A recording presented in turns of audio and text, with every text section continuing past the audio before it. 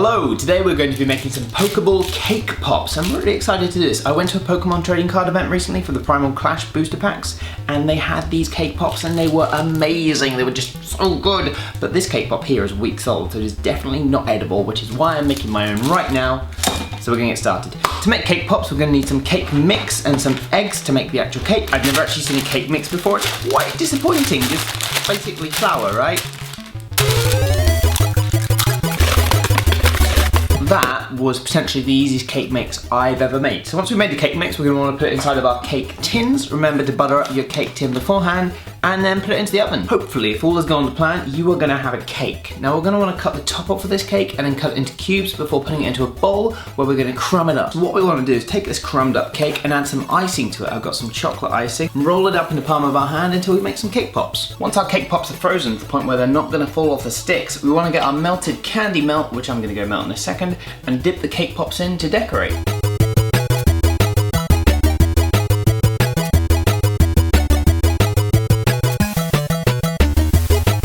I just stuck the line around the outside of the Pokeball using some chocolate frosting and a chopstick. It's a bit messy, but it works quite well. You can also use a food pen, but I was having some issues with the food pen because it wasn't drawing on top of the candy sugar without breaking down the candy melt. So these are my Pokeball Cake Pops. I'm pretty happy with how they turned out. I used some cake pens to draw the black lines around some of them. I also used some butter ice cream to draw some chocolate lines around the others. It worked out quite well. I also left some quite plain on their own because I wanted to see the Pokeball. I like the whole red and white together.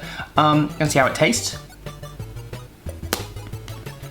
You got the cake in the middle and it just worked really well. And look at that, it's a really nice chocolate cake. Oh man. This is probably my favourite baking video so far because Pokemon, and also I feel really creative having done these. I'm really proud of myself because the whole cake pop icing and doodling on little Pokeball balls, I'm really happy. So if you've enjoyed this video, please throw a thumbs up down below. Let me know what you'd like to see me cook in the future, themes or anything else. And also please subscribe for future cooking videos. I'd also like to thank Jamie Jo because I sort of used Jamie's Halloween cake pops video to learn how to make cake pops, and she's really talented and super helpful and tapped me on Skype telling me how to do this. So best girlfriend ever, best fiance ever.